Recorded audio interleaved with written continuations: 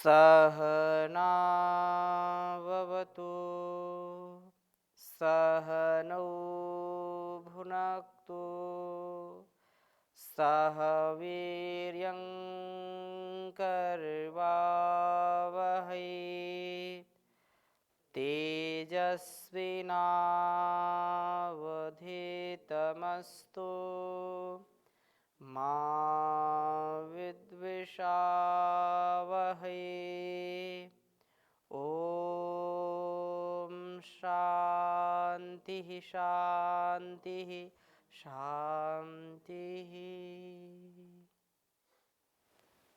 वैदिक जीवन पद्धति की इस कक्षा में आप सभी श्रोताओं का, दर्शकों का हृदय की गहराइयों से पुनः हार्दिक स्वागत है, अभिनंदन है। ऋग्वेद के प्रथम मंडल के सूक्तों का हम स्वाध्याय कर रहे थे। 117, 18, 19 तक हमने कुछ मंत्रों पर चर्चा की थी। आज हम इस मंडल के 121वें सूक्त के कुछ मंत्रों पर चर्चा करेंगे और बहुत ही सुंदर उपदेश किया है, क्योंकि वेदो अखिलो धर्म मूलम, वेद सब सत्य विद्याओं का पुस्तक है। वेद का पढ़ना, पढ़ाना, सुनना, सुनाना तथा अपने आचरण में उतारना, आचरण में लाना हम सबका परम कर्तव्य है। हम सब उस परमात्मा की श्रेष्ठ संतानें बने, उसकी आज्ञा के पालन करने वाले बने, उसका प्रियाचरण करने वाले बने। इसके लिए परम आवश्यक है कि हम वेदों की शरण में आए, ज्ञान की शरण में आए। तो आज के हम मंत्र में 121वें सूक्त के 13वें मंत्र का स्वाध्याय करेंगे, जो कि बहुत ही सुंदर मंत्र है। 13वां मंत्र कर्तव्य पारणता के लिए हमारे जीवन में जो कटिबद्धता है, जो हम उस परमात्मा के द्वारा दिए गए सामर्थ्य से पूरा करें। बिना श्रम के कोई भी जीवन सार्थक नहीं हो सकता है।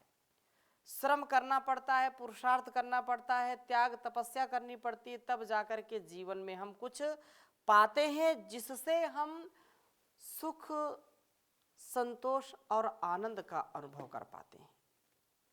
यदि हमने पुरुषार्थ नहीं किया, कर्तव्य का पालन नहीं किया, सुख मिलता भी है तो हम उस सुख का पूरा पूरा सदुपयोग नहीं कर पाते हैं।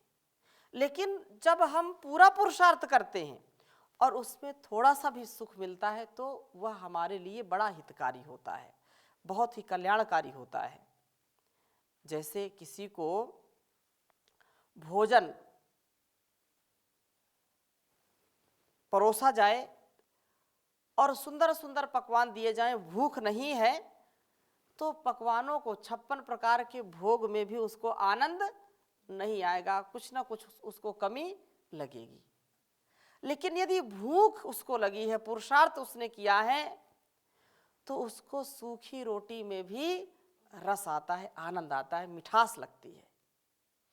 ऐसा हम निरंतरता से, सजगता से पुरुषार्थ करते रहेंगे तो उसी का यहाँ पर उपदेश किया है वेद भगवान ने। और ये केवल साधारण बात नहीं कि पुरुषार्थ करना।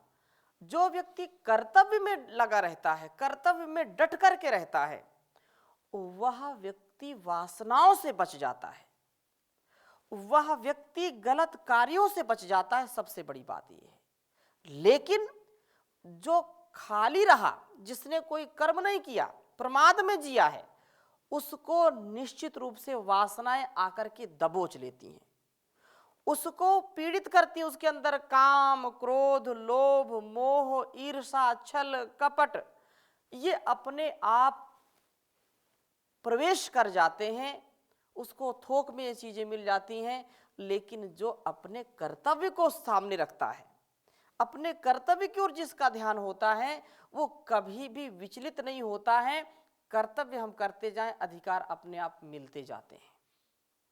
अब अधिकार जब कर्तव्य करेगा, अधिकार स्वयं मिलेंगे, तो मन कभी भी अस्थिर नहीं होता, वो अटल हो जाता है, अचल हो जाता है, स्थिर हो जाता है। तो बहुत सुंदर मंत्र है, मैं पहले लिख देता हूं, फिर इसकी चर्चा आपके बीच में करूंगा।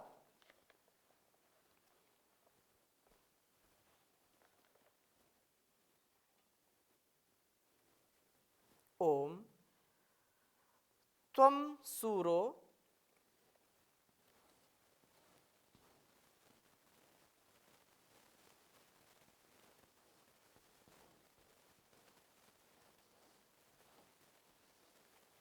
त्वम सूरो हरितो रामयो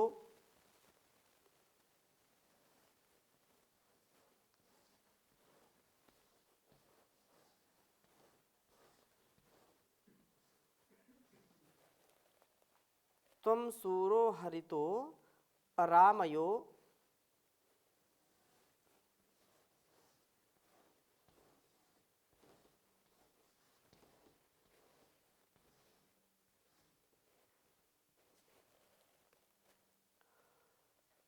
नृन भरतचक्रमेतशो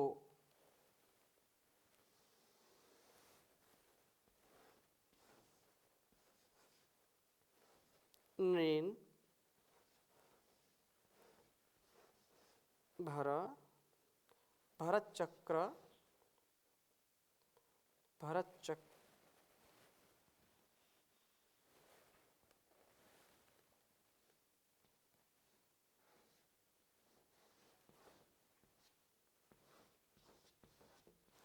भरतचक्र चक्रमेतशो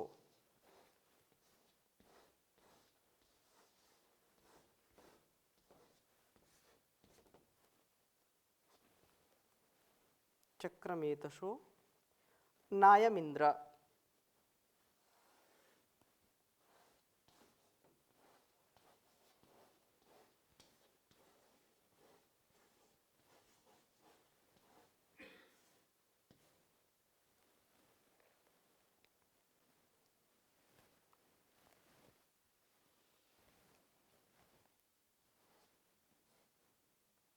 नायमिंद्र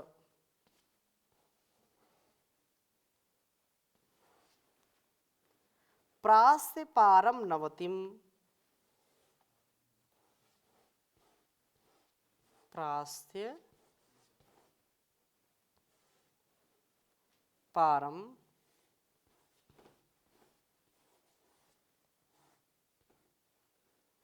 नवतिम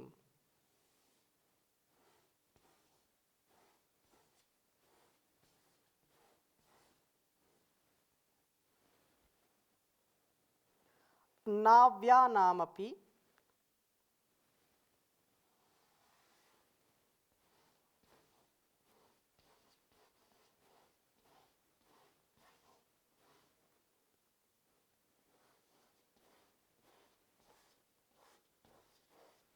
नाव्यानामपि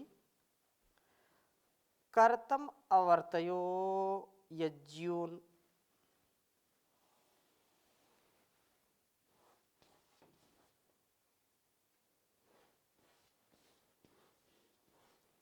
कर्तम अवर्तयो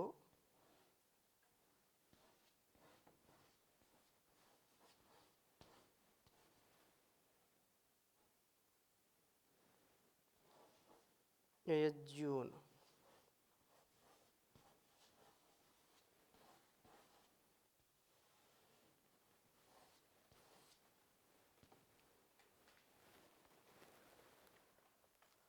उच्चारण करेंगे। ओम त्वम सूरो हरितो रामयो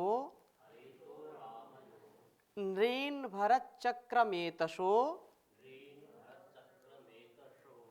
नायमिंद्र प्रास्य पारम नवतिम नाव्यानामपि कर्तम अवर्तयो यज्ञून। इसमें हलंत लगा लीजिए। ओम त्वं सूरो हरितो रामयो निर्भरचक्रमेतशो नायमिंद्र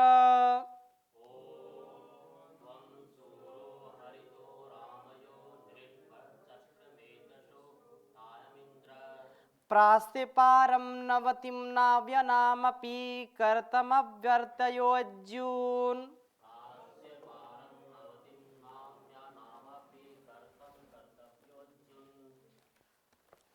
बहुत ही सुंदर भाव है इस मंत्र का। त्वम सूरो हरितो रामयो ऋण भरत चक्रमेतशो नायमिंद्र प्रास्य पारम नवतिम नाव्यानामपि करतम अवर्तयो ज्योन। कहा कि तू सूर ज्ञानी बनता है, हरितः दुखों का हरण करने वाले, नृण जीवन यात्रा में आगे ले चलने वाले इंद्रियाश्वों को रामयः तू रमण कराता है। ये इंद्रियां प्रत्येक कार्य को क्रीड़ा के रूप में करती हैं और कार्यों में आनंद का अनुभव करती हैं। जो जो हम इस संसार में आकर के कर्म करते हैं, यदि हमने अपने अभिप्सित कर्म को किया है, कर्म तो वास्तव में यही कर्तुरीप्सिततम कर्म, जो कर्ता को सबसे ज्यादा अभीप्सित होता है, सबसे ज्यादा इच्छित होता है। कर्म की श्रेणी में फिर अलग अलग हम विचार करते हैं, शास्त्रोक्त कर्म है या शास्त्र के प्रतिकूल कर्म है, सकाम कर्म है, निष्काम कर्म है, शुक्ल कर्म है, कृष्ण कर्म है, मिश्रित कर्म है, कर्म अकर्म विकर्म, अलग अलग प्रकार से व्याख्याएं हम पढ़ते हैं, समझते हैं, जानते हैं। परंतु एक बात तो बिल्कुल सत्य है कि जिस कर्म में हमारी अभिप्सा है, जिसमें इच्छा है, वो चाहे शुभ कर्म हो या अशुभ कर्म हो, चाहे क्षणिक ही सही, हम उसमें सुख पाते हैं। अब ये ज्ञान के ऊपर निर्भर करता है, व्यक्ति कैसा कर्म कर रहा है, ज्ञान उसका कैसा है। किसी को मादक द्रव्यों को सेवन करने में आनंद आता है, कोई वहां पर बैठ भी नहीं पाता, उसको बड़ा कष्ट होता है, दुख होता है।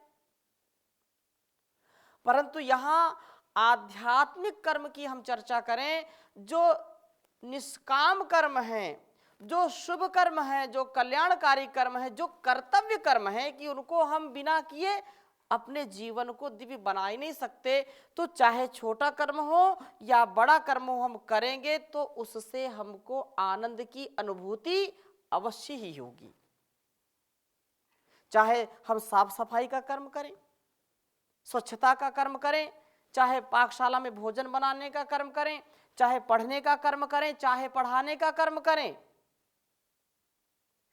आनंद उसी में है जिसमें हम ये समझते हैं कि ये काम दूसरे का नहीं, ये काम मेरा है, ये काम मेरा है और मुझको करना है, तो उस काम में आनंद आएगा, उससे हमारी उन्नति भी होगी। लेकिन यदि हमने समझ लिया ये काम हमारा नहीं, हम क्यों करें, दूसरे करेंगे, जिनका काम होगा वो करेंगे, तो वहां पर हम दुख पाएंगे। कोई बोल दे हमको ये काम करो तो कष्ट होता है। हम बाहर से अंदर आ रहे हैं, अंदर से बाहर जा रहे हैं, संसार में विचरण करते हैं लोग अनेक प्रकार से, लेकिन जो समझते हैं कि बाहर गंदगी नहीं फैलाना, इस बात को समझते हैं दूसरे के दरवाजे पर भी गंदगी पड़ी होती है तो उसको उठा करके कचड़े में डालते हैं, उनको कष्ट नहीं होता, उनको आनंद मिलता उससे। लेकिन एक व्यक्ति वो है कि अपने घर को तो अच्छा रखता है और दूसरे घर में जाने पर, बाहर जाने पर वो कूड़ा करकट फैलाता हुआ जाता है, और उससे कोई कह दे कि ए जी इसको उठा करके यहाँ डालो, तो शरीर में आग लग जाती है कि आपने कैसे कह दिया, मैं आपको कोई नौकर हूं, आप मेरे ऊपर ऑर्डर चलाते हैं, आदेश देते हैं, मैं क्यों उठा करके डालूं इसको कचड़े में या उस पात्र में जहां पर इकट्ठे हैं वहां पर मैं क्यों डालूं। वो उसको डालना अच्छा उसको नहीं लगता, क्योंकि वो नहीं जानता है कि वास्तव में ये कर्तव्य मेरा है। मैं एक अच्छा सच्चा इंसान यदि हूं और जो एक व्यवस्था है उस व्यवस्था का मैं एक हिस्सा हूं, तो मुझको ये काम जरूर करना चाहिए, चाहे कोई कहे या ना कहे। माँ चाहे सुख में रहे चाहे दुख में रहे, उसको पता है कि संतान को उसकी भूख मिटाना मेरा कर्तव्य, संतान की भूक्षा को, उसकी पिपासा को मैं नहीं मिटाऊंगी तो कौन मिटाएगा। तो चाहे वो स्वयं भूखी रहेगी, अपनी संतानों को भोजन कराएगी, अन्न देगी, जल देगी, दुग्ध पान कराएगी उसको। लेकिन एक व्यक्ति वो दूसरा है, वो चाहेगा नहीं कभी भी। तो यहां पर कर्तव्य पारणता की बात कही है कि हे प्रभु, आप हमारी इंद्रियां जो है कर्म करने में आनंद का अनुभव करें। बहुत अनिवार्य है। तद्विषी तत्कारी तद्वेषी हम हो जाते हैं।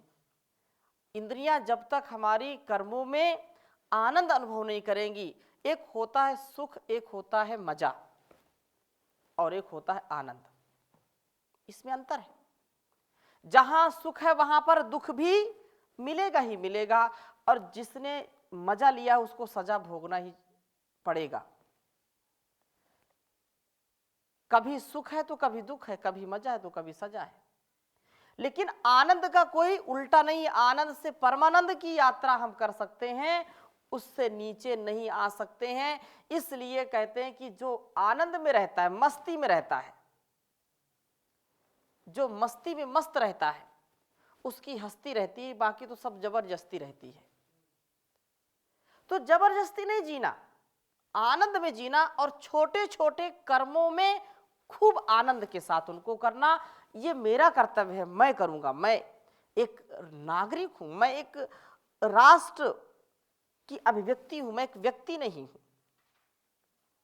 मैं चलता हूं तो मेरा राष्ट्र चलता है, मैं जागता हूं तो मेरा राष्ट्र जागता है। मैं उपकारी, मैं बुद्धिमान, मैं बलशाली, मैं इंद्रिय संयमी बनूंगा तो मेरा राष्ट्र भी, मेरा समाज भी ऐसा बनेगा। ऐसा जो विचार करेगा वो कभी भी पतन को प्राप्त नहीं होगा, सदा उत्थान को प्राप्त होगा और सदा आनंद में रहेगा।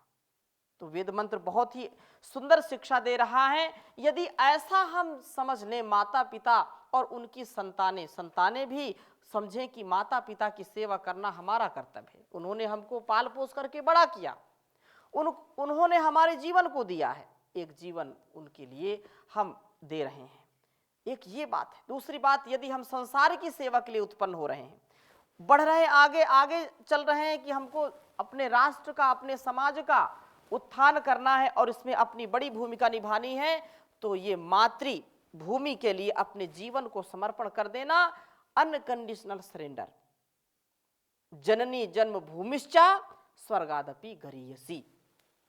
ये पूरा संपूर्ण संसार एक कर्तव्य क्षेत्र है।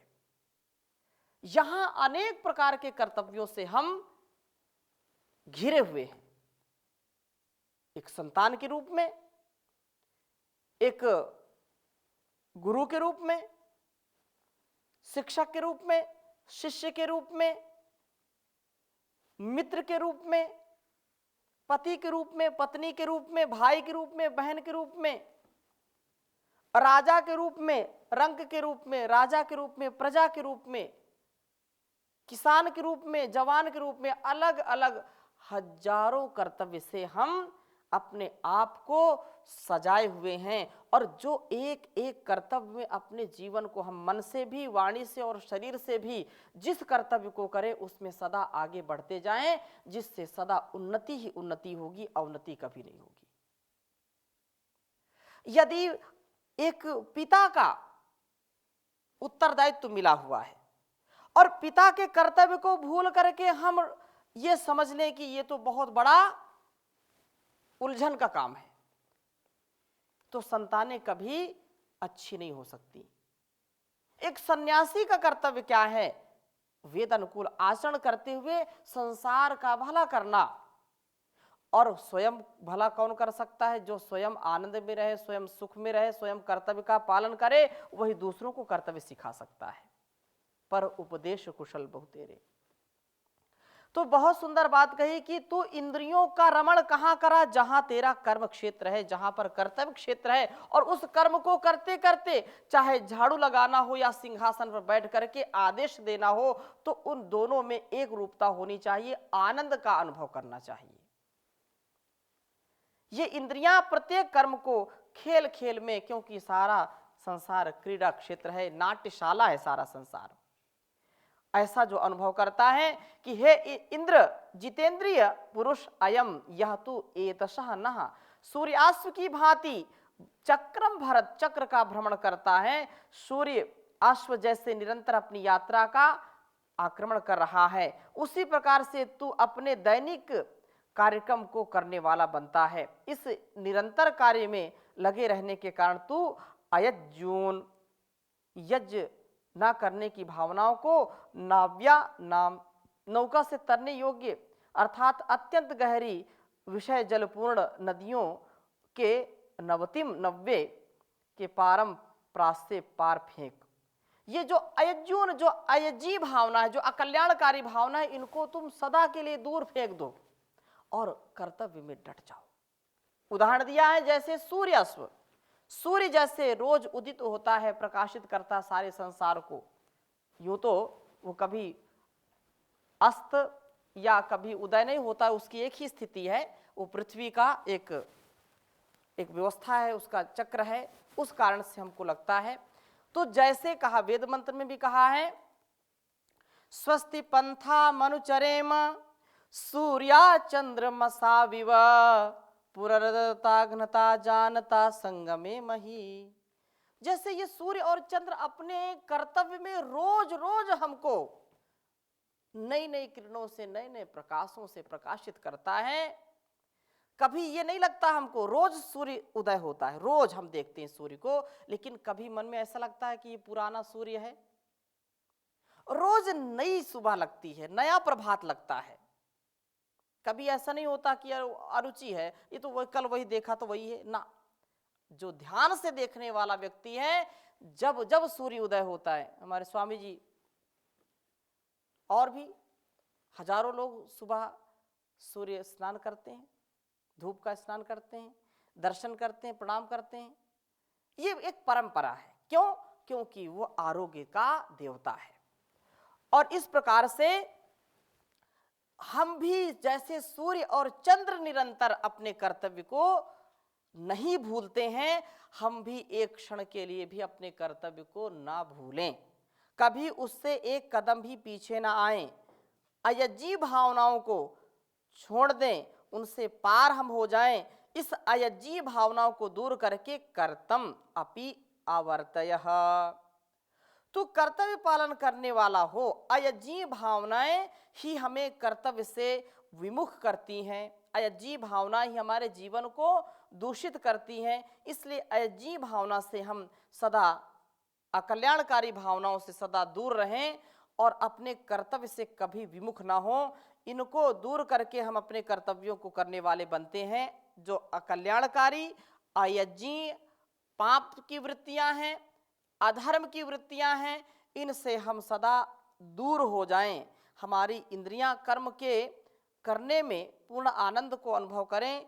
सूर्य चंद्र की भांति हम निरंतर इस कार्य चक्र में लगे रहें, वासनाओं को दूर करके कर्तव्य पालन बने, अर्थात कर्तव्य का पालन करने वाले बने। इसी से कर्तव्य का सदा सर्वदा मान करते करते, सम्मान करते करते हम एक दिन बहुत ही सुंदर जीवन जीने वाले बन जाते हैं।